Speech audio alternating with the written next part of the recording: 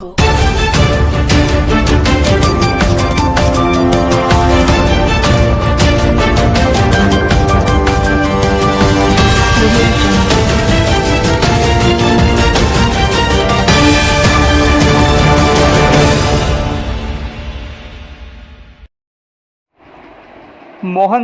છોટુભાઈ રાઠવા છોટાઉદેપુર જિલ્લામાં આ નામથી કોણ અંજાન છે?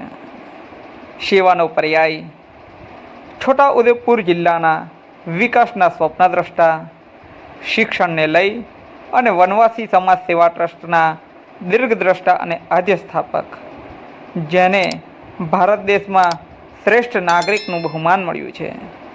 ભારત દેશમાં ચોથા નંબરે સૌથી લાંબા સમય સુધી ધારાસભ્ય પદ પર રહેવાનો જેનો રેકોર્ડ એમના નામે છે, એવા બાપુના હુલામના નામથી જાણીતા એવા આદરણીય સન્માનીય મોહનસિંહ છોટુભાઈ રાઠવાના 82મા જન્મદિવસની રંગે ચંગે ઉજવણી પાવીજતપુરની MC રાઠવા આર્ટ્સ કોલેજ ખાતે કરવામાં આવી.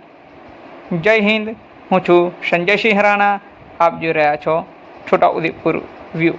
સત્યની સાથે 50 વર્ષની દીર્ઘકાલીન રાજકીય કારકિર્દી સાથે સાથે સૌનો સાથ અને સહકાર લઈને સામાન્ય જનથી લઈ અને સર્વોચ્ચ સુધી પહોંચનાર એક સામાન્ય કુટુંબમાંથી આવનાર મોહનસિંહ રાઠવાને આજે 50 વર્ષની રાજકીય કારકિર્દીની ટોચ પર બેસીને પણ નિવૃત્તિ બાદ પણ તેમની દિનચર્યા યથાવત છે. ત્યારે જીવનના 81 વર્ષ પૂર્ણ કરી 82મા વર્ષમાં મંગલમય પ્રવેશ નિમિત્તે તેઓને શુભેચ્છા આપવા માટે તેમના ચાહકો, શુભેચ્છકોની ભીડ વહેલી સવારથી જ પાવીજતપુર કોલેજ ખાતે ઉમટી પડી હતી. સવારથી જ લાંબી કતારોમાં હાથમાં ફૂલ, ગુલદસ્તા, હાર, ભેટ અને સોગાદ લઈને ઊભેલા ચાહકોને જોઈ સવારે 11 વાગ્યાના સુમારે આવેલા મોહનસિંહ રાઠવાએ જ્યારે આ દ્રશ્યોને જોયા ત્યારે એમની આંખમાં આંસુ છલકાઈ ઉઠ્યા હતા અને અત્યંત ભાવવાહી દ્રશ્યો ત્યાં દેખાયા હતા. ત્યારે આંખમાં આંસુ સાથે ખુશીના આંસુ જેમની આંખોમાં છલકે છે એવા બાપુ ખૂબ જ ભાવનાત્મક બની ગયા હતા.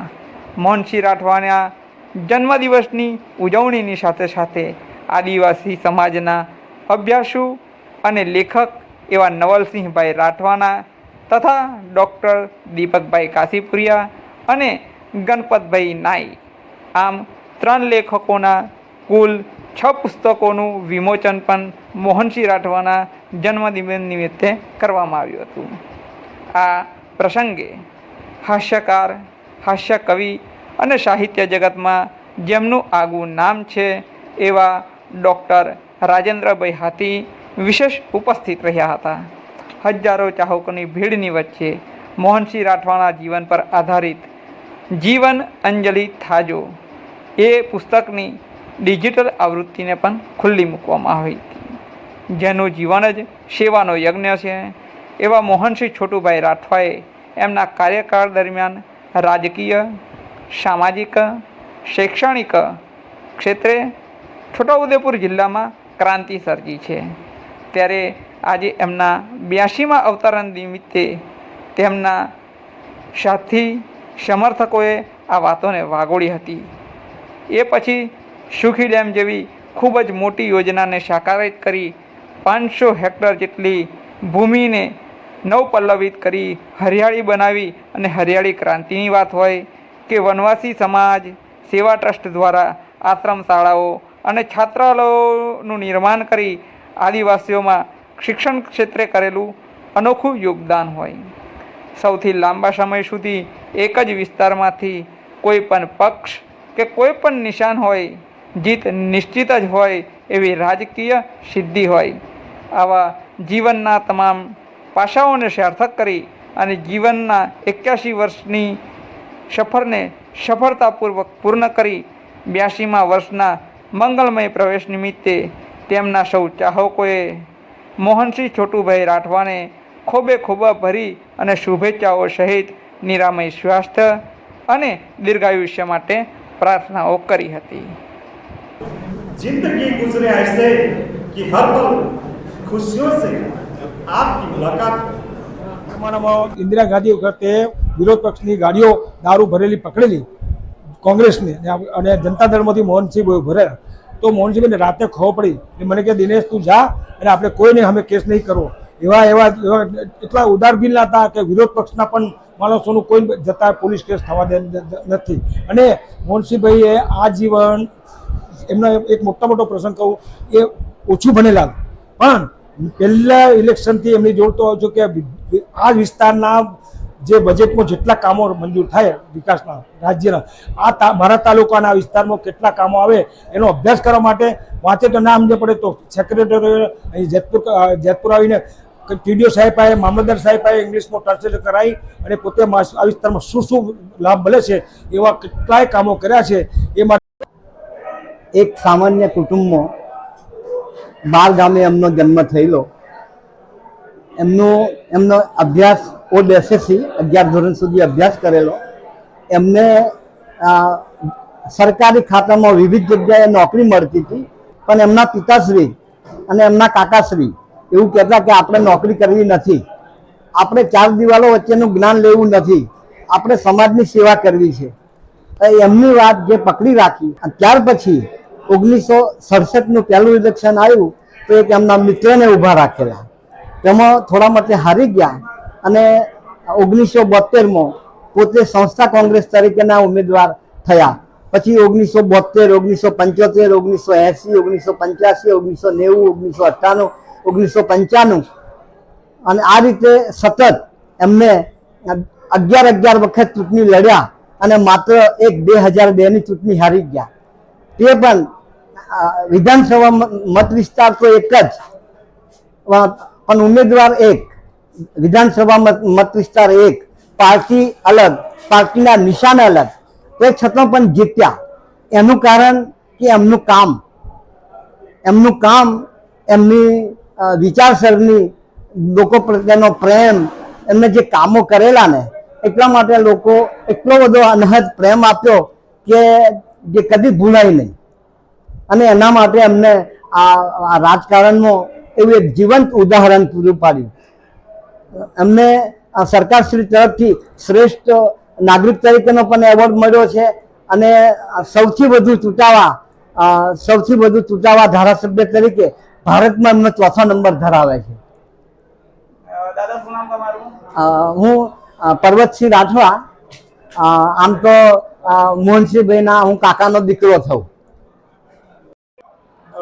આપની સાથે છે મોહનસિંહ રાઠવાના દીકરીના દીકરી પૂર્વિકાબેન. નમસ્તે. સૌપ્રથમ તો આજે મારા નાનુની 82મો જન્મદિવસ છે, તો એમને હેપી બર્થડે નાનું. બસ તમે ખુશ રહો, સ્વસ્થ રહો, હેલ્ધી રહો, લાંબુ આયુષ્ય રહે નાનું તમારું, અને ભગવાન તમને તમારી બધી ખુશીઓ પાછળના સમયમાં બી તમને સારી રીતે પાર પાડે, બધી ખુશીઓ આપે.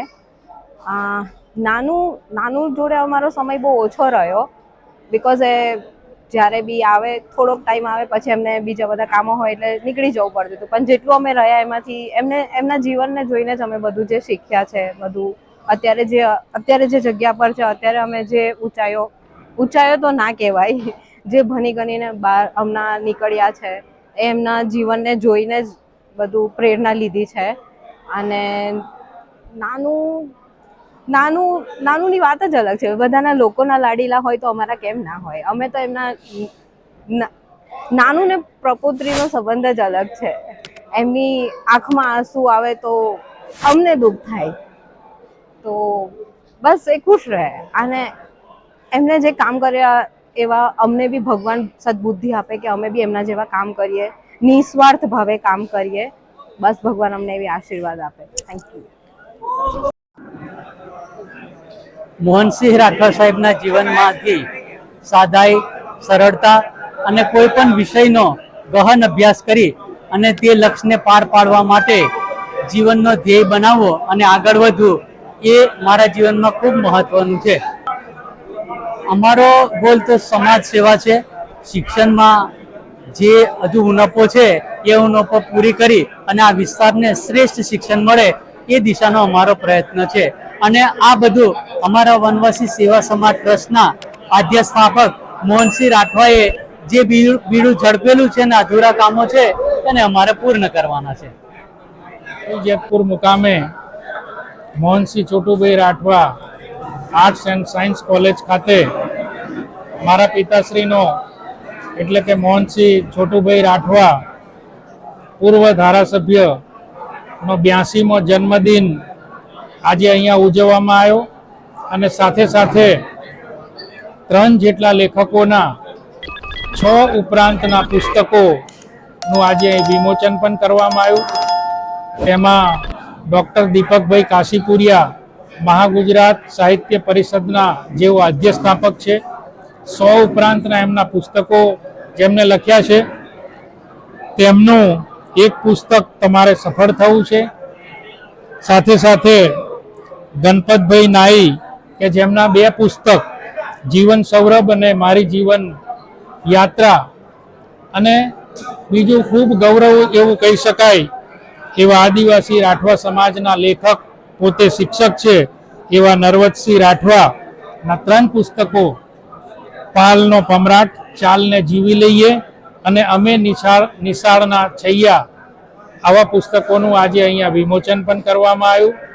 આ તકે રાજકીય આગેવાનો, સમાજના આગેવાનો, આદરણીય ગુરુ મહારાજશ્રીઓ, સગા સંબંધીઓ, ટેકેદારો, શુભેચ્છકો અને એમના જૂના મારા ફાધરના મિત્રો, એમના પરિવારના સદસ્યોએ પણ હાજરી આપી.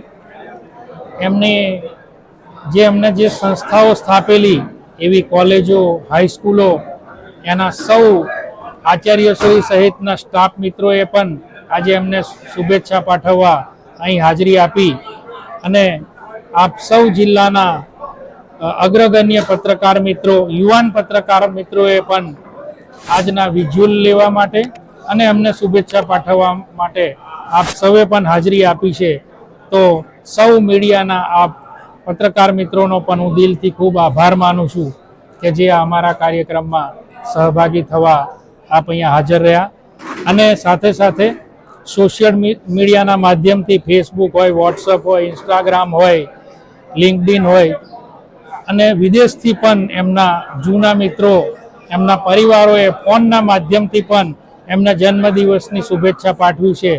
એવા સૌ લોકોને હું આજે એમના પ્રત્યે આભાર વ્યક્ત કરું છું કે મારા પિતાજીના જન્મદિવસ નિમિત્તે એમને અનેક માધ્યમથી એમને શુભેચ્છા પાઠવી છે. આપ સૌનો ખૂબ આભાર.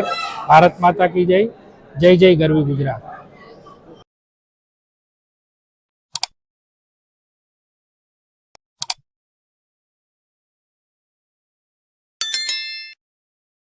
Thank you.